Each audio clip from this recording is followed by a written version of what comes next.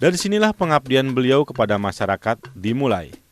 Menerusi cita-cita orang tua, menjaga, mengayomi, membangun masyarakat mulai dari pesantren, pengajian, dan lain-lain. Dan setelah beliau tidak ada, maka saya menggantikan beliau sekarang. Tiap malam harus mengajar dari Cikarang, Bekasi, semua. Karena beliau dulu adalah seorang ulama pejuang. Beliau mengatakan betapa besar bantuan masyarakat kepada beliau ketika beliau berjuang. Ketika beliau berdarah-darah berperang melawan Belanda. Kata beliau, kita tidak akan bisa maju kalau masih dijajah. Kita harus merdeka dan dipimpin oleh bangsa sendiri bila kita ingin maju. Pondok pesantren Taqwa Putra ini di bawahnya itu ada hanya 2, yaitu tingkat MTS atau tingkat SMP dan SMA atau tingkat aliyah.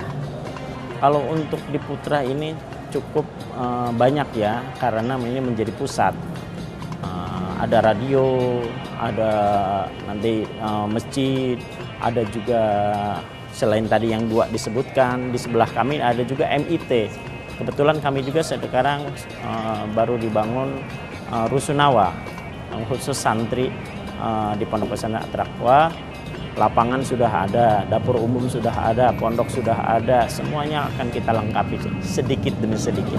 Itu yang keinginan Abuya, inginkan bahwa pesantren itu di dalamnya ada, baik makanan jasmani ataupun makanan rohani.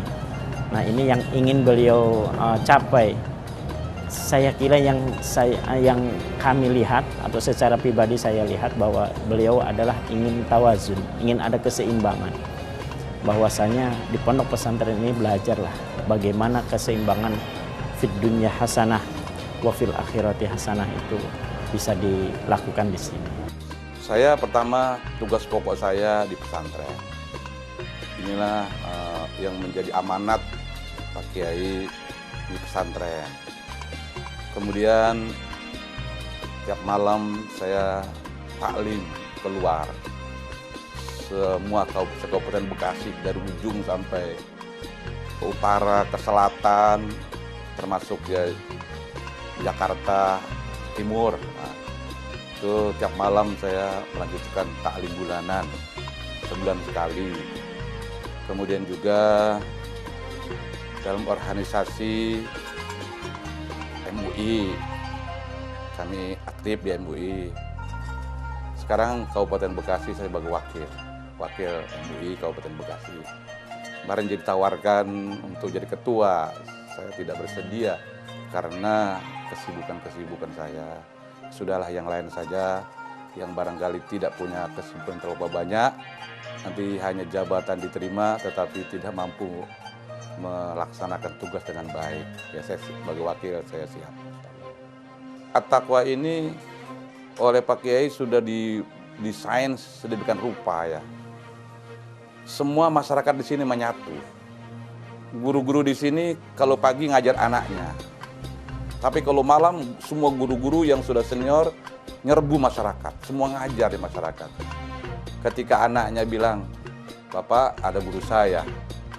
Kata bapaknya, "Guru gua juga." Karena malamnya ngajar bapaknya. Kalau siang ngajar anak-anaknya. Nah, sehingga orang itu orang ujung harapan. Pilihan utama anaknya ke At-Taqwa. Karena yang ngajar guru-gurunya mereka juga.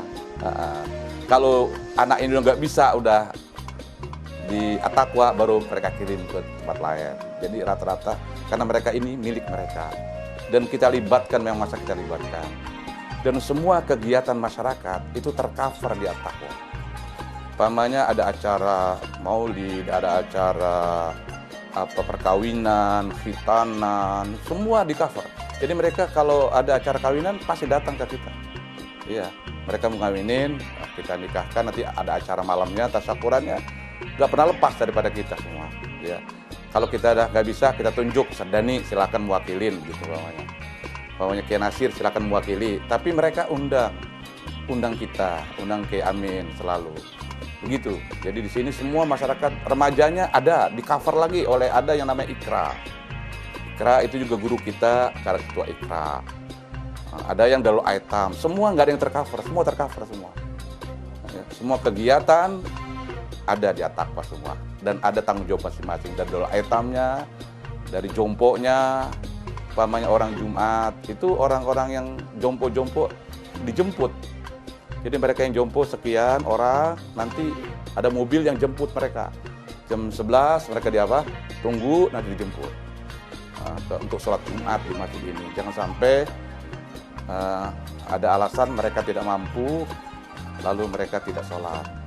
Dan semua umpamanya ada Dewan Masjid At-Taqwa membawahi musola. Dan musola ini adalah di bawah naungan Dewan Masjid At-Taqwa. Ada 56 daripada musola. Nah, semuanya menginduk At-Taqwa semua. Ya. Dan musola punya daftar berapa jamaahnya, berapa yang yatim, berapa yang jompo, semua ada. Sehingga Pak Kiai dulu berpesan, kalau sampai ada masyarakat yang tidak sholat karena tidak bisa sholat, maka guru musola bertanggung jawab. Kalau mereka nggak punya mukena, guru, orang-orang ketua musola bertanggung jawab. Jadi diperiksa semua. Alat sholatnya diperiksa, semua diperiksa. Sehingga tidak ada alasan lagi untuk mereka tidak melakukan sholat. Gurunya ada. Pakaiannya juga apa? Ada. Nggak bisa ke masjid, dijemput. Jadi kita sudah punya organisasi semua. Di setiap perjuangan pasti ada kendala. Dan itu memang harus dihadapi. Baginya Allah tempat beliau menyerahkan segalanya. Hanya husnudzonlah salah satu jalannya, baik kepada Allah dan manusia. Saya orangnya husnudzon aja saya. Ya. Kalaupun ada, ya wajar saja. Oh, Nabi saja yang benar banget juga. Banyak juga yang tidak senang sama Nabi, apalagi orang semacam kita.